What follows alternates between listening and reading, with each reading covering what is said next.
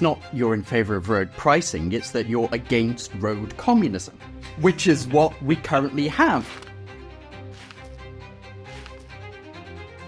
Let's move on to the next one, which is slight change of pace to road pricing.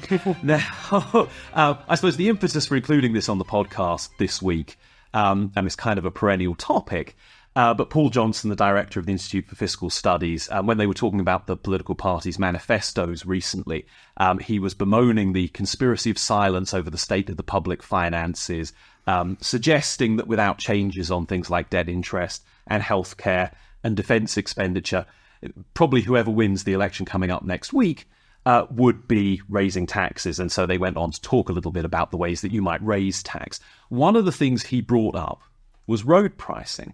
And he highlighted the fact that at the moment we get about 30 billion a year from fuel duty. But that is going to dwindle to approximately nothing over the coming decades as people switch to electric vehicles. So that's obviously a fiscal hole. And his suggestion was we need to look, again, at road pricing as a way of plugging that fiscal hole. I think there are good reasons to look at road pricing, even leaving aside the fiscal question. And this is a topic that's been on the agenda for a really long time. The famous Smead report was in 1962. I dug out of the IEA archive earlier a self-financing road system by Gabriel Roth, which was written in 1966. So this was the first time we published about road pricing. And of course, you had the Eddington Review, I think, in the mid-2000s. Tony Blair's Labour government made a concerted effort, at least, to get the idea of national road pricing going. And then it's slipped off the agenda, although you've had things like the congestion charge in London, congestion charging in a few other cities. You've had the ultra-low emissions zone, which has caused significant controversy in recent years. You've had certain other traffic interventions. You also had the Conservatives in their general election manifesto just ruling out road pricing, saying we will not introduce road pricing. No one was suggesting it, actually, apart from the IFS and a few other think tanks. But I think road pricing is a fundamentally good idea whose time maybe is coming. And I know this is a very unusual thing for anybody to say, but I'm sort of passionately in favour of road pricing. And it's been one of the ideas that I've been really excited about for a long time. I noticed that face, Daniel, that I've been excited about for a long time. And, fundamentally it comes down to this, I think. Road space is scarce. It's a scarce resource, especially at busy times. We all know this is basic economics. There are different ways that you can apportion scarce resources. You can have people queue up, or you can allocate them by price. And at the moment, we have a system where we force people to queue up. That's called congestion, and it has huge negative externalities in terms of lost economic output, in terms of nuisance and frustration, in terms of environmental damage, and so on, the kind of ruination of many cities. On the other hand, you have pricing. And we are very easily technologically advanced enough now to introduce a seamless system of road pricing, which would basically, I think, raise prices at busy times on busy streets, discourage people from driving there, encourage them to use alternatives or to shift their schedules. You could probably have pretty much guaranteed journey times if you implemented pricing in a very pure, economically driven way. One of the underappreciated side benefits of this, actually, is that you could run reliable, cost-effective bus services that, people could feel sure that they could take a bus and they could get from A to B in a reliable and speedy fashion. Maybe the road pricing would provide the revenue to run those alternatives for people who otherwise maybe couldn't afford the charges. The big challenge is one of political economy here, right? Every time road pricing comes onto the agenda, whoever is the other side will be massively against it. So had the Tories proposed it, you could guarantee that Labour would massively go against it.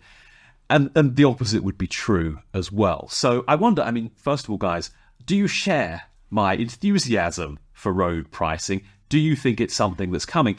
But also, do you think that those political economy constraints are solvable? Well, I'm also fairly sympathetic to the arguments for road pricing. And there's a previous IEA podcast where I and Andy Meyer get into a debate over rolling out ULEZ, because I'm basically fine with that as well as a sensible way of rationing a scarce commodity and dealing with negative externalities as well. I mean, one way you can phrase this is it's not you're in favor of road pricing, it's that you're against road communism, which is what we currently have. We have a scarce commodity that is provided free at the point of use, and therefore what do you get? Well, you don't pay for it in price in a straightforward way, you pay for it by queuing.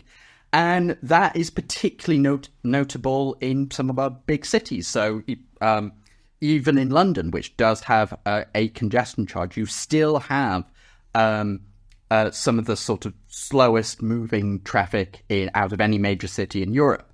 And that's basically because we don't charge enough for it, and there are far too many exemptions. So let me say, the IEA is where you can come both for excitement about war in Ukraine as well as road pricing. The place where every niche you can get. Yeah. I mean, there was thinking about kind of the way we currently price road usage is through very high petrol excise taxes that more than cover arguably more than cover negative externalities as well as the maintenance costs of using roads. Because if you look at how much is spent on maintenance, it's way less than is picked up. About half, I think. Yeah. And recently it turned out the Green Party came up with actually a very IEA policy idea recently, which is that they wanted to introduce an economy-wide carbon tax and replace the likes of petrol excise with that. What I don't think the Green Party realizes that would actually mean a significant decrease in the excise, because the excise is currently significantly higher than would be necessary to deal with the externality cost of carbon. I think at a principle level, it would make a lot of sense to have road pricing. I can entirely agree with you, and I've written things in favor of road pricing. It is a way and is becoming more popular within, I suppose, policy circles as well as within government, civil service and Treasury are getting really interested in it for the reason you've said, that they're worried about that lost revenue. What I do wonder about, though, is it actually something that could ever be politically viable? I'm not convinced it is, because and there's effectively like a distributional issue where at the moment you don't really see how much you're paying in petrol excise, but you will start to see it, how much road pricing you're paying. Then there'll be questions and concerns about, well, there are poorer drivers being hit by a tax. Now we can say that won't be factually true, but drivers, despite like the perception people have when they live in London, most people in the UK get to work, get to school, go about their day using a car. Something like, I think 60 or 70% of journeys are by car. And the perception that the government is anti-car, which would come out of trying to reduce a road pricing system, I think would be so toxic that, and for the reason you've said, the opposition, in this case, likely to be the Conservatives who've already ruled it out, are basically setting themselves up to try to oppose something Labour does.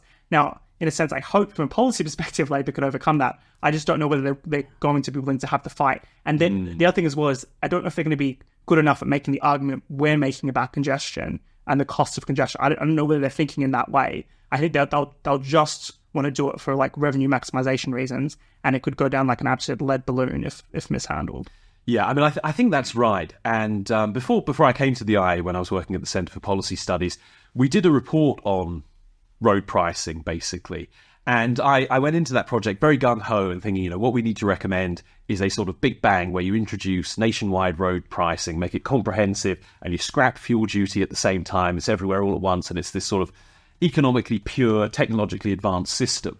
And what my co-author persuaded me of, and he actually did most of the work on this report, I have to say, was that would almost certainly run into the kind of trap, Matthew, that you're talking about, that you would just get this massive blob of opposition that would be very difficult politically to overcome, and that a much better approach would be to kind of come up with crafty ways to phase it in over time. So, for example, should you introduce it maybe at a low level for electric vehicles? And then as the market share of electric vehicles rises, road pricing becomes more and more the norm. People get used to it. They see that it's not so horrible. And then maybe you can switch other people over later. I mean, should you, rather than going for a nationwide approach, congestion is very much a local problem. It's targeted in a few big cities, maybe in smaller towns at very particular times of day, maybe on busy motorways and stuff. Should you focus on kind of local schemes like the London congestion charge, but more technologically advanced, smarter, so it's not just kind of a cordon price where you pay whatever it is for one day, and you can drive around as much as you want, but you're paying according to the road It use. would also be good if it was a congestion charge, because in London it's not really anymore now that it's 24/7. Right. Originally it was a daytime charge. That's a good point. It's just it's a fee for driving, It's and now so it just a looks fee for anti-car. driving. You're Yeah. right. And I think the other crucial thing that you have to try and get across is that if you're in provincial England, or for that matter, Scotland or Wales, a proper system of road pricing would mean you were paying far less to drive your car. Now, there's no getting around the fact, I think, that in London, you should be being charged. You should be paying more to drive. Yeah, it's a more scarce. Yeah, the commodity. value of Also, road it's space in more London polluting as well. is much higher, and it's more polluting and everything else. But most drivers, most of the people who are regular car users, this would actually benefit them. And this is one of those horrible challenges of politics. In a way, you need an elite bargain. You need people to agree, this is a good idea, and we're going to agree basically not to attack each other over it. I mean, you could say the same thing about the planning system, though. We see the kind of progress we've made there. Yeah, I mean that did sort of happen with HS2 back in 2009 when it was first proposed, but then Right. it sort It of collapsed. Yeah, it collapsed Yeah. for different reasons, I suppose. Well, hopefully there'll be more progress on this front than perhaps some of our most pessimistic views.